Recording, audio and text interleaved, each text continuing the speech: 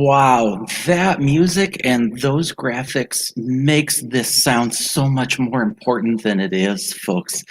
Hi, welcome everybody to this live stream. My name is Doc Blackburn, as many of you know, but I have a special guest today.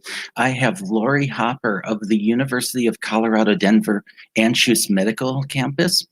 And the point of this discussion today is to pick Lori's brain as a privacy officer, because most of the people on this broadcast are security folks, right? We touch the tools, we do the security stuff. Many of us are involved. For those in the US that are involved with the compliance of the security rule, that's what I'm expecting a lot of this audience to be.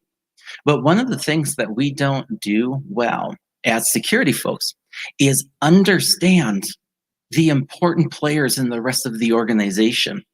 And I had asked Lori if she could help us out understand what is in the mind of the privacy officer as we do our jobs.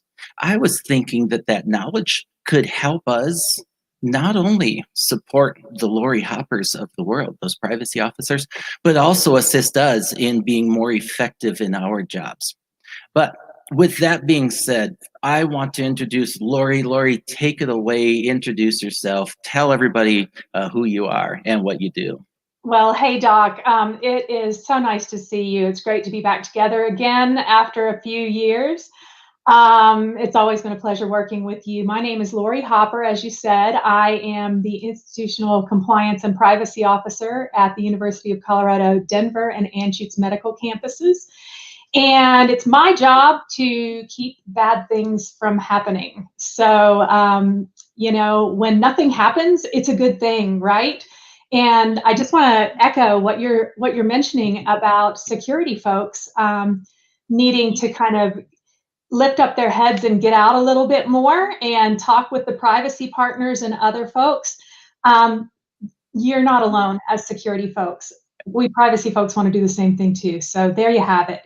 As technical security people, when you said, poke our heads up and we're all, we're turtling here. And it's like, no. We got our blinders on. We got this one little thing. And one of the things that really struck me about working at the university, which must comply to the HIPAA regulations as a covered entity. I knew security and I thought I knew compliance, but I realized that I just knew this is the security stuff that you do inside of this compliance model. And one of the things that I realized pretty quickly is that I didn't understand other people's jobs. And one of those very important jobs, because as security people, we're supporting you. So I didn't understand what a privacy officer did. So could you give, for the folks here, assuming we've got a technical audience, could you tell us what a privacy officer does? Well, that's a loaded question, right? So I saved the tough questions for first. Okay, good. The answer is all the stuff that you don't want to do, and all the stuff, just like all the stuff that you do is the stuff that I can't do. I don't have the expertise. I don't have the ability to keep my head down and do the turtle thing as well as you do. I have to be up and around navigating and interacting with people. So where you guys are working on dealing with data-focused type roles, data flows, all sorts of data. I'm over here in the people-focused world. I get to be an expert communicator, an expert relationship builder. And I know these things don't sound anything like you were expecting. You were thinking, follow the regulations. And, oh, what about the 7 elements of an effective compliance program? Well, the 7 elements can apply to any of us. They can apply in the world of privacy. I feel like, well, in security, but I feel like they're kind of a given. They're the what. What I'm in it for is the how, because that's where I get traction. I have a small team That's an understatement. I'm sure you guys do too. And with little resources, little people, little money, little time, I have to maximize everything that I've got in my toolkit. And relationships, that's one of the biggest ones. It affects everything. You know, I have to have relationships in order to do policies, procedures, governance, controls, oversight, education, communication, monitoring and auditing, enforcement, discipline, response, and prevention. There they are. I've said them. We can check that box. It's how we do it, how we work on implementing the privacy rule and the breach notification rule. There are some keywords, right? The security role we get into together sometimes. They overlap at times. We may get into some of the details of that and why communication is important here shortly, so I'll leave that one on the table for now. But keeping bad things from happening with people's personal information, whether it's HIPAA protected or some other law or regulation, is the key to what we do, and then enforcing anything that goes wrong according to the regs. Hope that's got it. Absolutely, that's some wonderful stuff there. I would like to thank you for that. I would like to call out, I see a bunch of people in the comment section. Folks, we assure you this is live. Some people were wondering, is this a recording? Is it live? This isn't Memorex. This is live. This is the real thing. And so thank you so much for joining us, everybody. It looks like we've got people from all over the world. There's going to be some folks here that are going to probably say to themselves, well, if I'm in the UK or I am in some other country and this talk is about HIPAA, why do I care? And I would assure all of you, because I have taught security and compliance all over the world, and I know from listening to students' concerns is that though we're having a conversation specifically about HIPAA regulations here, just about every healthcare organization in the world, I know you all know this, but I'd like to tie it all together in a nice, pretty little bow, is that though we're talking about specifically HIPAA requirements here, I know it's applicable to just about every healthcare organization, that this structure and the need for compliance in general is just there. And go ahead, Lori. Just one quick thing, Doc. I would also add that, you know, in the US, our foundational regulations related to the protection of personal information and healthcare data in particular, HIPAA, that's the foundational regulation. We are tying that to GDPR on a daily basis. We have just stood up a program for GDPR related to our research programs at CU. So I would say that no matter which place you start in terms of regulations related to privacy and security, they're all interconnected. So there's something to be gained by everyone who's visiting with us here today. Absolutely, absolutely. One of the things that I spent time over the last couple of weeks as we were planning on having this discussion, I spent time just thinking about compliance and how the security rule and the privacy rule they are designed to help accomplish the same goal. And one of the things that I'd like to, for the technical people that are out here in our audience today, those that are involved with the enforcement of the security rule in your organization, you're making backups, you're logging and auditing, you are ensuring that proper protection and protection, detection and response is in place. That though the broad general regulation of HIPAA did a lot of different things. It made information more portable for doctors, and that was a big portion of it. But they outlined some regulations as to how we do that safely, how we protect information.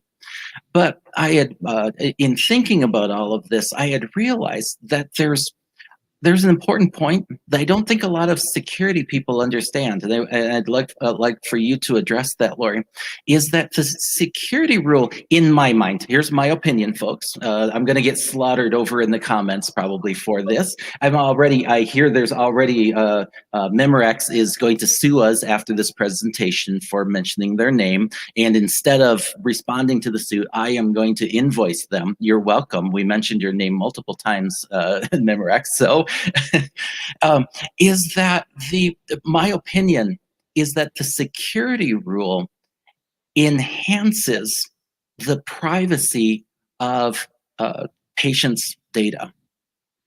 It's in support of, so we talk about the security rule, we want to make sure that the data we put it in this one place, people can get access to it that need it, and those that aren't supposed to have access don't. That's the whole point of security. But isn't that in the support of patient privacy, and that the governing body, the enforcement arm of HIPAA, is the Office for Civil Rights? That patient privacy is a civil rights issue.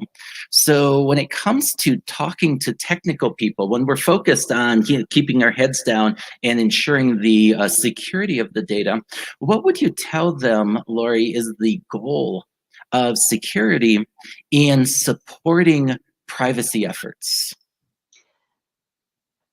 Documentation, documentation, documentation. I think that, but for what our security experts do every day, we would never be able to plead our case in defense of, or the opposite. But I will say that I think the majority of us are in a defensive stance, at least when we're doing things like documenting and talking with OCR and things of that nature. So that's our case file. That is how we plead our case, without the auditing, logging, monitoring, without the policies. Let's just start at the top. Without the policies and the governance structure that's in support of the policies and procedures that we train and educate on, that we communicate on, and that we monitor, audit, enforce, discipline, all the way down the ranks, we would not have anything in our file to use to back up our position on what does our program look like. How is our program people-centric? What's the difference between a system, an institutional problem versus an error by an individual? What controls do we have in place? How do we know if they're working? When would we know if they stopped working? Don't get me started. I couldn't do my job without you. I've got two questions that came out of that, Lori, if you don't mind. I'd like to steer the conversation in this direction. Is, for one, and I'm going to blurt them out first. We can cover them separately, but I'm going to blurt them out because I'll forget otherwise now. That what was that second question? But one, I was hoping that you would say that. That was what felt like the right answer to me, is that the documentation is so important. A lot of security people, you just lost them when you said that, right? They're like, oh my God, there they go again with this documentation stuff. And I'd like to talk about that and unpack it a little bit. But the other is, and this is a loaded question because I think I know the answer, but Lori's going to speak on it. So Lori, when the OCR, Office for Civil Rights, comes knocking at the door and says, "Hey, we're concerned. We heard some reports, and we need to kick off a formal investigation." I'm using words that I have no idea. I've never heard them say any of these words, and so I don't know what words they say. But they say something like, "We're going to take a look at things with you folks. We are going to request documentation." Is it something that if the organization doesn't have in place at the time that OCR asks, do we really get a reasonable amount of time to respond to that? Or is it pretty quick? You know what I'm going to say? Yes. It depends. It depends. I mean, OCR can be very reasonable if you are working with them and not, if you're working with them on improving your program, everything from the top down, then they are actually more interested in what your program looks like than the specific allegation, at least from the beginning. It sets the stage, it's foundational. And your program, here it is again, has to be documented. So yes and yes, they really do give you a reasonable amount of time. It doesn't mean that there may not be some sort of consequence to missed opportunities in terms of your program, but you will certainly get a benefit if you work with them and work within their timeframes. I see a question come in. Cassie says, does it depend on the breach, Lori? So is that one of the depends parts of it? Absolutely. The facts and circumstances is how I put it. The facts and circumstances of every matter are part of the recipe for what comes out of the allegation at the end. And we have to remember that each incident is simply that. It's an allegation until we confirm or deny. And then we show OCR what we found. So yes, Cassie, I would agree with you. It does depend on the breach. Every single one is, I hate to say every, I'm not a fan of those kind of things, but nearly every single one is different. And so it depends on the facts and circumstances. One of the things that I had heard, and I might be spreading rumors, and I am probably off base in some way by saying this, but I heard OCR comes knocking on your door and you got 6 weeks to provide them something. And to me, and you can address that number that I just threw out there for one, but the other is, well, whatever that time frame is, whether it's 6 weeks, whether it's more or whether it's less, what strikes me is that in 6 weeks from them making that request, if the documentation doesn't already exist in some format, do we really have a chance of putting that together? Is it fair for us to try to do that? Or is this something that we got to solve these problems before OCR comes knocking on the door? Sorry, I threw a lot at you there, Lori. If you could unpack that for me and then answer it. I'll try, and I would, Doc, I know you well enough to know that you'll guide me back to center if I get away from the question you're really targeting here, okay? So first, we do our best to have the best program that we possibly can based on the size institution that we are, and there's some flex in that.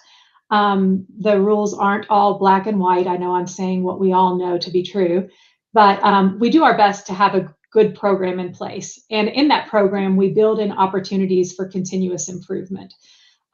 If OCR comes knocking on the door, depending on what they come knocking for. So if they come saying, we want to do a desk audit and look at your program, that's one scenario. Or they could come saying, we received a complaint from Mr. Smith that someone inappropriately released his information to your local news without his authorization. That's a different type of scenario. Both go back to the foundation, which is your program and the documentation of your program, but they come at it from different directions. So I hate to say it depends again, but if you'll give me a scenario, I'll take us down one path or the other, if that would be helpful. Sure. Yeah, no, but one of the things that I was, my motivation for asking the question was something that most security people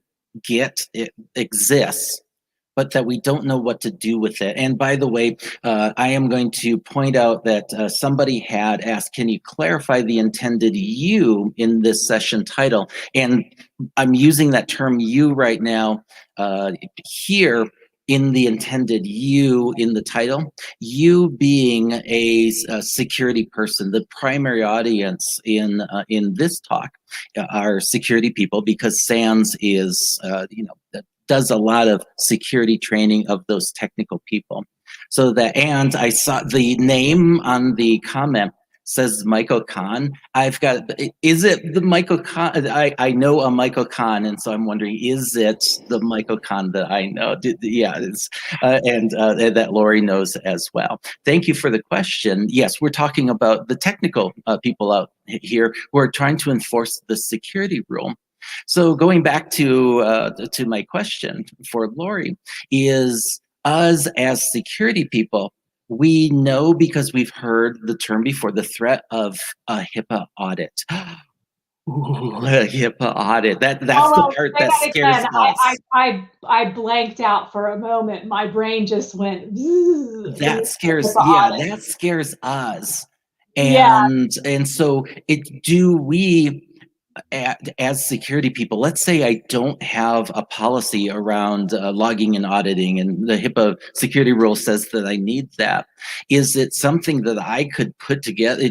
Can I whip that up if I don't have it when they ask for it? And is that useful, or is this work that we are supposed to be doing before then? We should absolutely be doing it before then. That regulation has been sitting out there for how long? What's our defense of why we haven't addressed, let's say addressable, we haven't addressed that. And if we haven't, we're not going to go into the world of excuses. We're going to get proactive and start doing everything that we can, throwing every resource that we can at it, while working the strengths of your privacy officer to communicate with the OCR folks and build a relationship and let them know that, hey, you know, we must have overlooked this, but we've got all of our folks working on it right now. You know, we think we can make your deadline, but if not, would you be amenable to about another week? That might be what we need. They are people. Most of them have worked other places and are actually happy when you talk with them and you talk shop with them and you learn from them and you help them out. It's but that crazy. sounds like a privacy officer's job, not a security, but talk to them and relate to them. So in that case, I agree. You know what? I don't want you to have to go talk to them if you're not comfortable talking to them, Doc. I want you sitting with your head down in full-on turtle mode. Generating documentation. Generating whatever you generate. We don't have to call it documentation, because if that word freaks you out, we'll call it something else. You generate it, whether you want to call it documentation or not. When you're working, you're monitoring and auditing your logs, your SOPs, all of those things. But you know what I'll do? I'll translate for you between, let's say it's a pure issue of a security rule deficit. We don't have a policy on X, like you said. All I need to know is we don't have it, we're working on it, and when do we think we can have it done? Then I'll go talk to them. Let me do what I do best. I got that. Cool, but you'd prefer that it existed before they asked for it. I know I'm blonde, but yes, I would.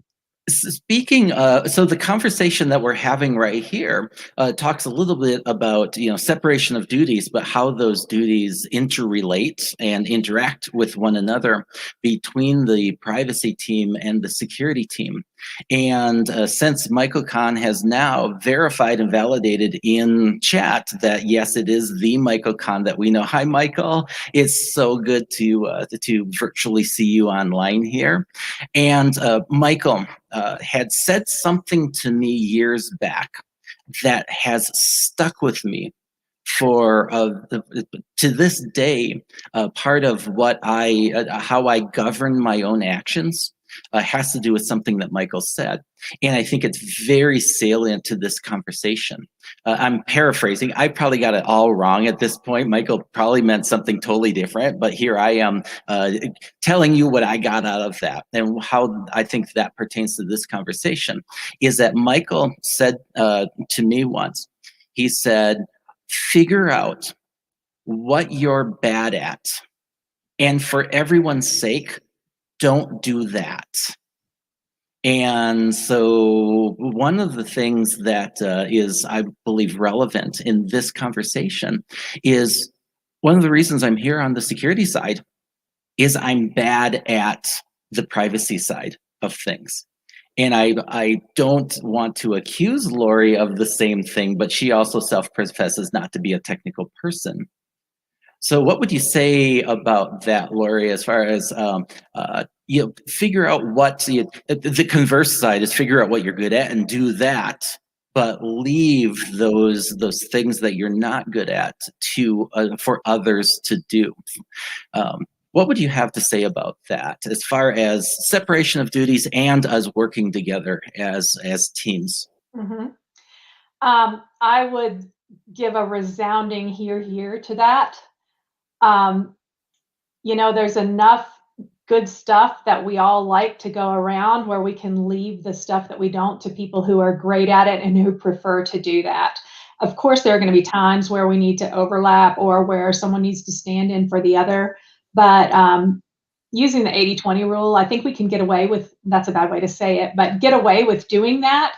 At least in the environments that we've worked in that are a little bit larger than just the small one-person privacy/security officer type shops. And I think that's, I'm guessing, but most of the audience here.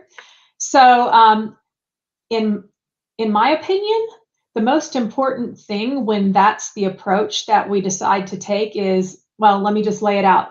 One, we need to agree on it so that we know that's what we're doing and we're not duplicating efforts. And That's documentation, right? That's documentation. Yeah, so that's laying out your plan. And I have to stop you for a second and say, well, me and Lori, we worked together from several years, and one of the things that both Lori and I know, that no matter how wonderful or productive a meeting is, if we don't write down what came out of that meeting, I am going to have a different understanding of it than Lori will. And so that documentation of even the communications between the teams is important. Absolutely. Sorry, right. I cut you off in mid-thought there. I'm totally with you though. And I think that flows all the way down. We think documentation, we think formal documentation, right? Policies, procedures, notice of privacy practices and all sorts of documents, whether it's in HIPAA or GDPR or state law, whatever. But it really flows all the way down to conversations, meetings, making sure that the takeaways are consistent and clear to everyone that was involved, and even folks outside of the meeting, if that's kind of the topics impact others. And we shouldn't forget about that, right? That's that communication thing that I push really, really hard. That helps a lot, yeah. Yeah, and I would also say after the documentation and making sure we know what we've agreed upon, then we really need to know that we need to talk to one another so that nothing falls in the gap in between where we're thinking, oh, he's got it, and you're thinking, oh, she's got it. That's never happened to us, right?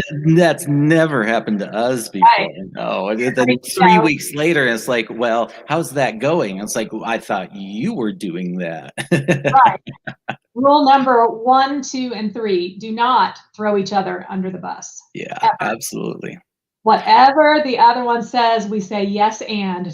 We do not say no but, correct? Exactly. It's a unified front. Absolutely. That's right. So one of the takeaways that I'm getting here from you, Lori, and just with my security mind, the security hat on, security people in general hate documentation of things. It just, we loathe it. And sorry, folks, you know what? I'm calling it out as true. You can argue with me all you want, but we're lying to ourselves if we say that we got into cybersecurity so that we could document things. That wasn't the point. That wasn't the point. Doc, I want to just stop you right there. Why? Can I ask why? Yeah, so that's a great question. Ooh, Lori's turning the tables onto me, asking me questions now. Why? I can answer for myself, and I think that a lot of other people would probably follow along. We enjoy the technology, the rapid pace of development. Just thinking back of 40 years ago, I got my first computer. and this thing had 16 kilobytes of RAM, no hard drive at all, no floppy disk, but it thrilled me. And the technology is what drew me in. And over 40 short years, here we are in this multimedia platform, live streaming from different parts of Colorado to different parts of the world. That's a huge difference, and that's always been very attractive to me.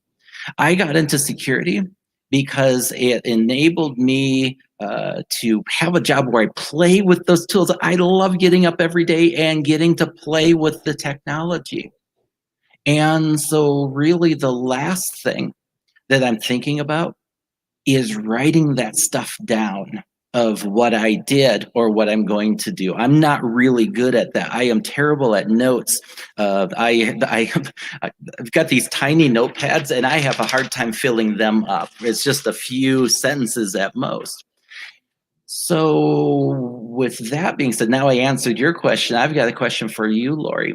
Okay. How could security people do a better job of creating documentation? I'm asking you the question, but I'm also going to partially answer what I believe my experience has told me so far, is that security people see this as, oh, well, policy and procedure and all that arduous stuff of writing down the stuff that the things that we already do, does that bring any value when I already do it like that?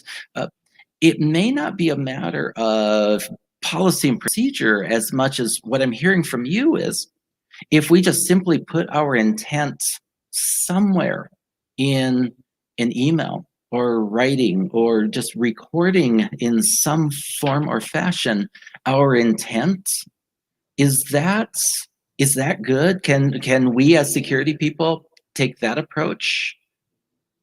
And is it effective? Yes, you can take that approach. And is it effective? To an extent. I would say in the absence of true documentation that meet the letter of the law, the spirit of the law. Well, let me say that differently. That meet the letter of the law. In the absence of true documentation that meets the letter of the law, having anything written down that would document the spirit of our program, and we could argue that we were doing our best to follow and to comply with the spirit of the law, that is certainly better than nothing. We could at least show evidence of our intent, is what you're saying. And that's not just better than nothing, that's much better than having nothing, right? Well, absolutely, because that is basically the bones of your written documentation, your formal documentation. How important is that to you for that information to be accurate and up to date? I'm giving you a loaded question, but something that I don't think a lot of security people consider, because assuming you've got access to that information, that documentation, but let's say the security team hasn't touched it for 3 years, and you're defending that documentation as this is how we do things, only to find out in your horror, the security team actually isn't doing those things. It was what they did 3 years ago. Are you asking how would I react if I uncovered that to be true? But for one, yes. How would you react initially? But and what would you say to the security team later when you find that, well, oh yeah, Lori, we've got this documentation, here it is, and then you find out that it's not actually true. And say an auditor comes in and says, yeah, I audited to this and it's nothing like what you said it was going to be, and it wasn't your fault, it wasn't anybody's fault except for the security team wrote out this documentation, this policy and procedure 3 years ago and said, whew, glad we don't have to do that again. What would you say, that hypothetical loaded situation, what would you say about that? I would just say it's, and I hope this is the answer you're going for, but my answer is that you would tell them, get your shit together. people. Okay. Get it together. And so Hesitating. anything kinder and gentler than that. There, I gave you a baseline for you to be kind. Okay. Well, about. then let me just say, I would probably take a deep breath. I would ask them, do they have a plan for updating it? And I'm a go forward kind of person. And I know different people take different kind of approaches, but I know that I can, I can call you out in a safe environment. So amongst us, and we know who us is because we're trusted colleagues. And I can say to you exactly what you just said. Get it together. And I can tell you when I'm going to come back and look for it because you want me coming back because you do not want the regulators coming back a second time or internal audit coming back a second time. I am now your monitoring and auditing arm, as you would be for me if the tables were turned. Remember that on a lot of these things, there's a flip side to them, right? So yeah, I would say get it together, but then I would say, how are we going to get it together? Let's put a plan together. Me, I'm all about the documentation. Wonderful. And so I have a feeling you know exactly where I was going with this loaded question because we did have a discussion last week about this. I'm going to bring up a couple key terms that we threw around as how we solve that sort of problem. We just went through a very specific example of people aren't doing the right thing. But what's the bigger problem is that a lot of organizations get in that position because they haven't fostered a culture of compliance in their organization. And so we threw around those terms, culture of compliance and the psychology of compliance. Sorry, I just stole Lori's line. She asked, is it all right to say that one here? Can we talk about that? And then I said yes, and I stole her thunder there. That was a Loriism right there, folks. The psychology of compliance. And it really spoke to me. For one, because I do have a degree in psychology, so that's just something you didn't know about me, Lori. I did not know that. I did not know that. I know a lot about you, and I did not know that. I bet you were in Birkenstocks with socks, right? And that's what I got going on right now, folks. Everybody knows I'm wearing a decent sans shirt, but in the COVID area, we all know that I only iron the fronts of my shirts, folks. When we go back to in-person discussions, I start teaching in a live classroom, folks are going to notice maybe the back of my shirt is a lot darker than the front of my shirt because I keep ironing just the fronts to save time.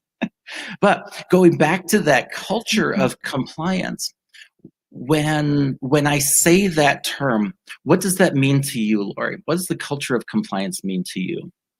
Well, let me back it up to the hypothetical we were just discussing.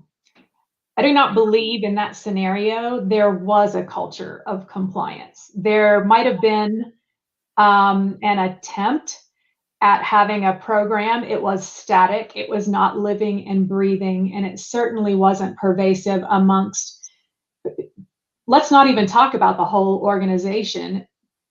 It wasn't a culture of compliance wasn't pervasive amongst the security team. I mean, hello, right? Yeah. So a culture of compliance, and you brought up my term, psychology of compliance. I can connect more with the theory of a psychology of compliance than I can with the culture of compliance. We've talked about a culture of compliance, but what connects with me is the relational pieces of how we make a compliance program have breath and life, and how we create it in a way that it's flexible enough to be suitable today, yet we can shape it into what it needs to be in the future without massive efforts and without finding ourselves in breach territory in between, right?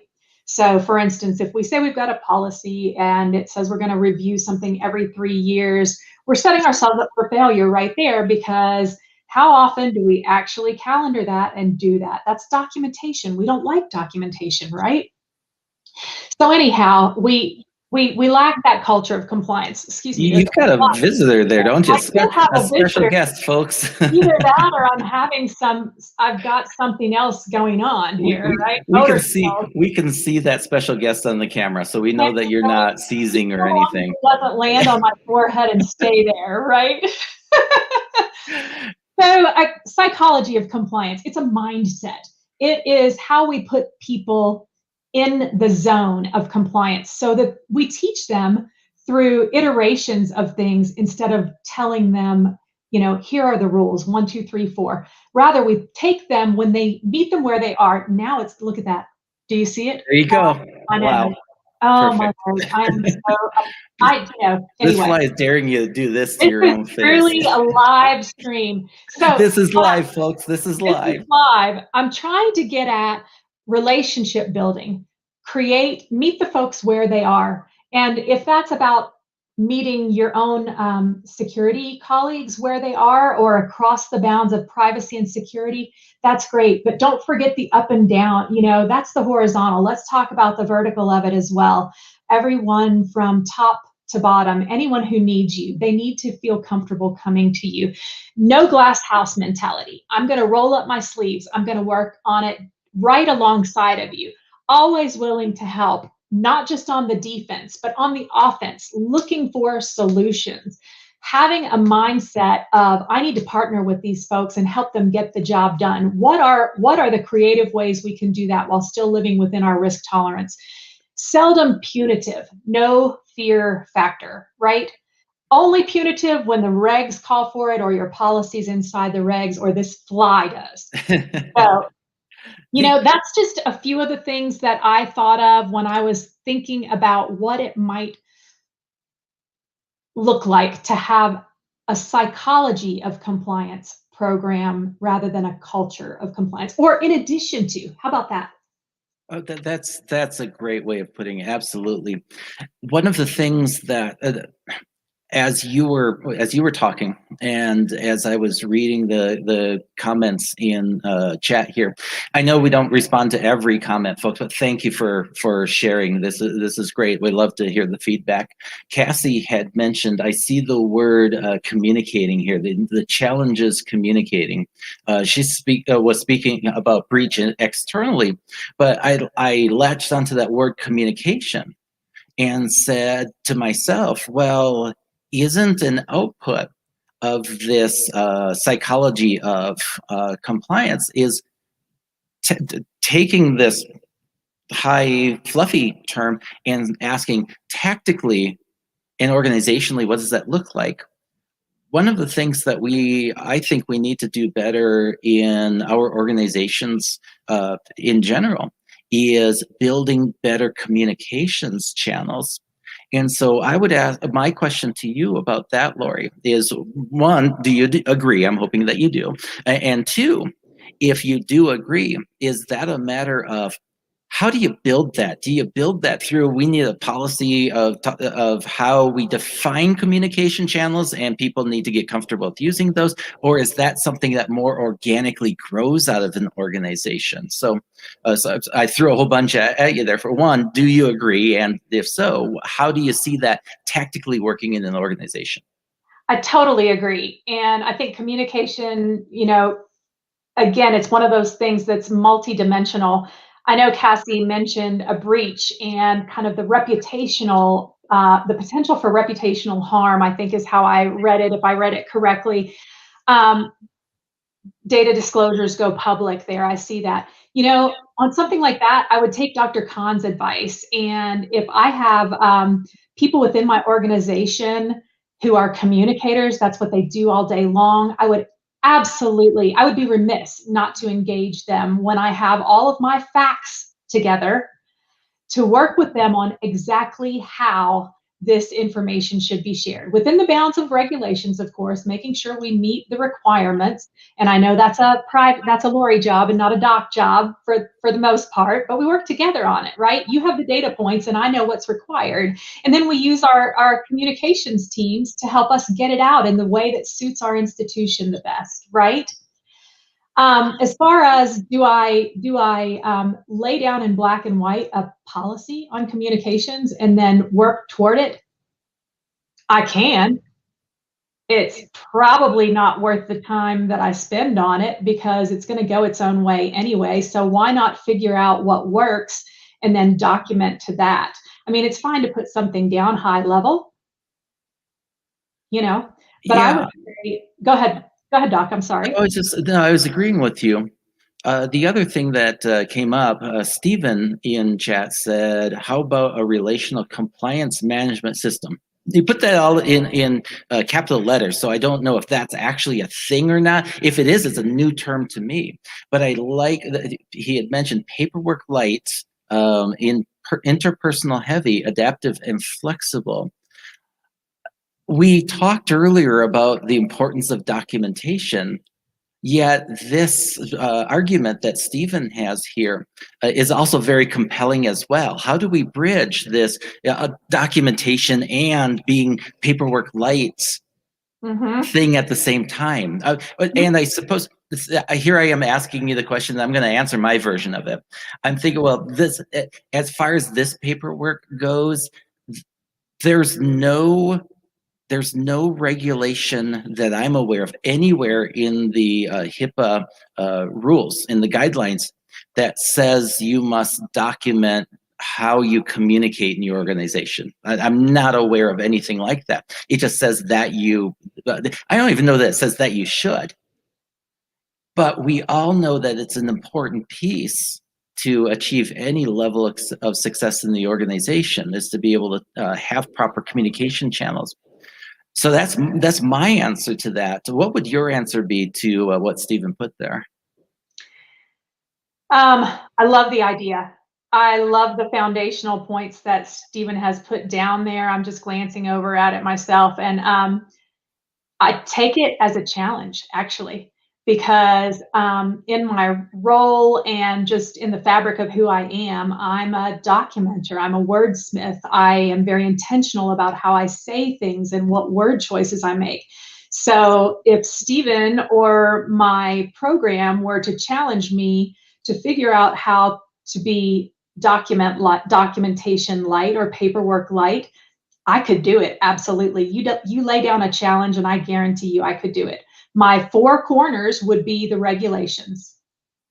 But after that, what do they tell us all the time? Why is your policy 15 pages long? You're setting yourself up for failure. Why don't you have 3 points that said, this is our philosophy, this is what we plan to do, and we've got a procedure on it? I mean, we could get paperwork light. I know how to be interpersonal heavy, but that's another one that I would say is you got to be careful with too. And here I am preaching interpersonal, and now I'm saying, whoa, whoa, whoa, let's reel it in. I say that because I sometimes need to reel it in.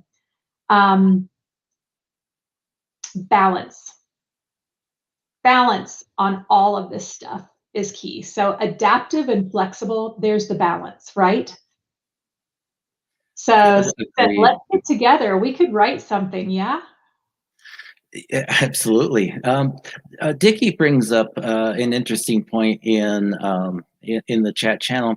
Seems more like a managerial style from a cursory glance at it, but also spoke about the fact that it's a complicated topic if the audience is too diverse, which is right on point with the things that we've talked about so far.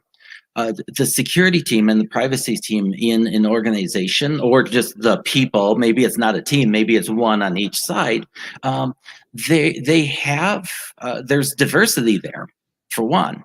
But the other is the fact that I was hired to do a certain job, you were hired to do a certain job. There's natural conflict in that. There's not conflict, natural tension. And I don't mean tension in a bad way.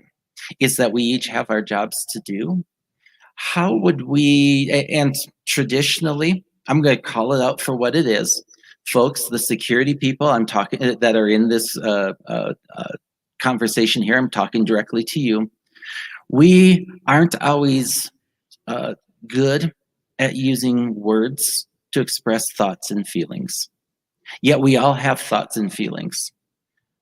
what could a privacy officer do to help us understand how to communicate with them while we're not necessarily communicating well in the general sense?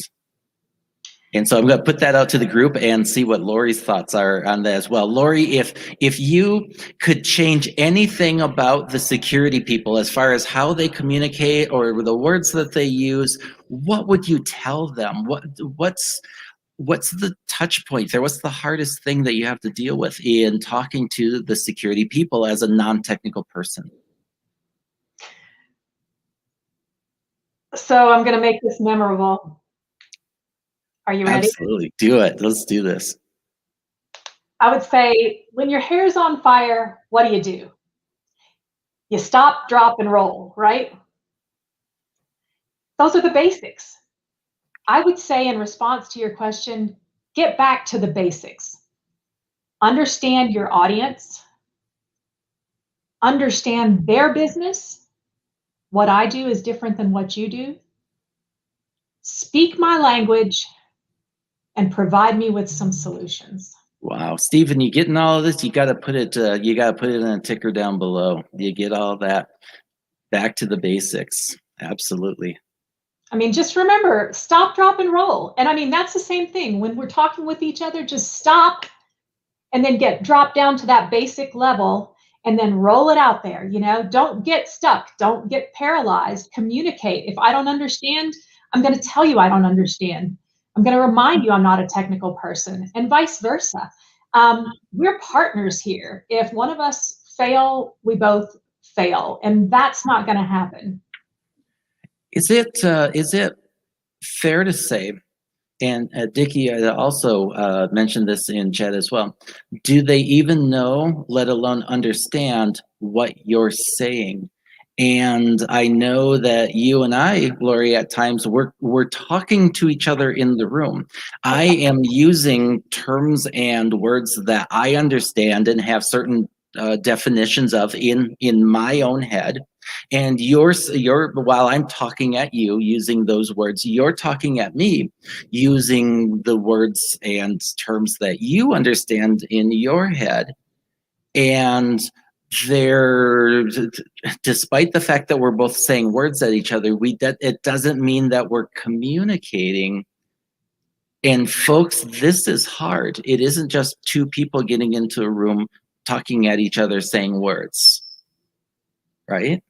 It's kind of crazy. It goes back to that psychology thing, only on a different plane, right? This is just like having counseling with someone who you don't communicate well with, right?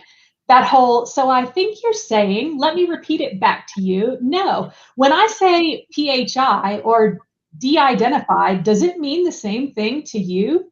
Or should I spell it out so that we should be certain of that? And I'm not just talking about you, the security folks. I'm talking about, in my case, researchers, and it could go all over the place, crossing between HIPAA and GDPR, but just, it's that whole practice of making certain that you really are hearing one another.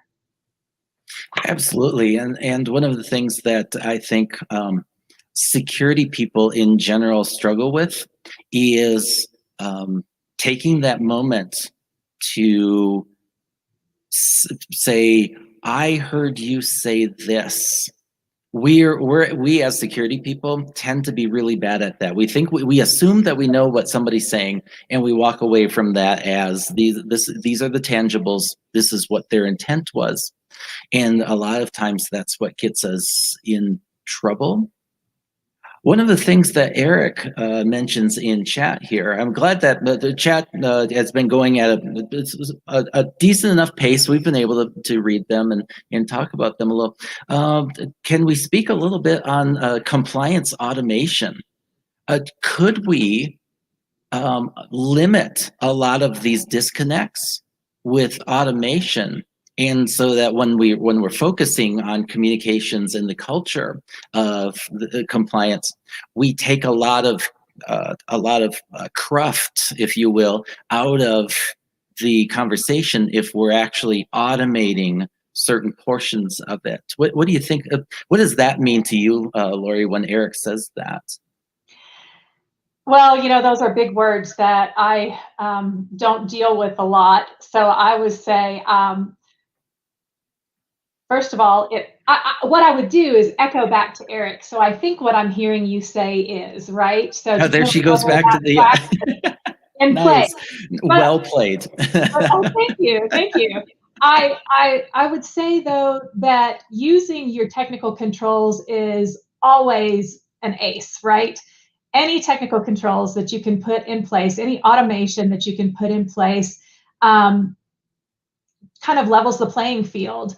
But what it doesn't do is connect the dots, right? So an example, we had tons of documentation in situation X, Y, and Z that would lead any logical thinking person to a certain end. However, 6 months later, when we finally interviewed the individual whose data was being analyzed, there was a whole different story that was going on. And the data matched that as well. So be careful how you don't connect the dots on your own. Make sure you have what flows between the dots as well. And Absolutely. That's kind of what I would say about automation. We need to continue to grow it and work on it and use it as a tool, but not as a standalone. Automation never does well in determining intent is what I'm hearing you say, Lori. Right, it doesn't. Right. Automation never gauges intent well.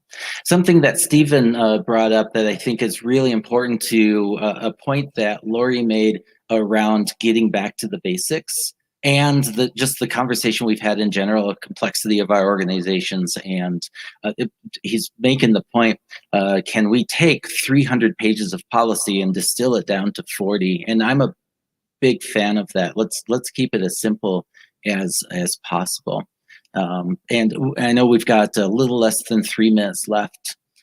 But so what I'd like to do is give Lori the floor and let her wrap things up here of what she's gotten out of this conversation and what she thinks the rest of us should as well. What do you think, Lori? Bring us home. Well, I just want you guys to realize, if you don't already, that when you say you guys, the security people, right? The security people. Yep. Okay. Yep. Absolutely. Thank you. Pronouns. I hope that it's clear from this conversation that I am Doc's biggest ally, that the privacy office and the privacy team are the security team's biggest ally. We have your backs, and we want that to be a reciprocal relationship. It takes consistent work to make that happen because we are cut from different fabric. And so naturally, we have to work at making those two things go together. But when we do, it results in a better product than we could achieve, even as the sum. What is it? The sum is greater than the whole of the parts, or something. Yeah, something like that. We all know. Yeah. We do better together than we do on our own when you add it up, right? Absolutely. So how can we do that? We need to work on keeping it simple, going back to the basics, and realizing that neither of us can live in our hole and be successful. That's what I've got. There's a lot more that I got along the way. I'm sorry, but that's kind of where I am in my mind as we're wrapping up here, Doc. Wonderful. What I'm hearing Lori say, I'm speaking directly to the security-oriented technical people in the audience right now, is reach out to your privacy folks in your organization. Build communication channels. They are people. They communicate for a living. Lori is a professional talker, is how she would probably describe herself. And so reach out to them and let's talk. I want to thank you so much, Lori, for taking time out of your busy schedule to help us have this conversation. We are hitting 1 hour, and I've been told I don't get to go over. So with the last 4 seconds, thank you so much. Thank you, Lori. Appreciate it.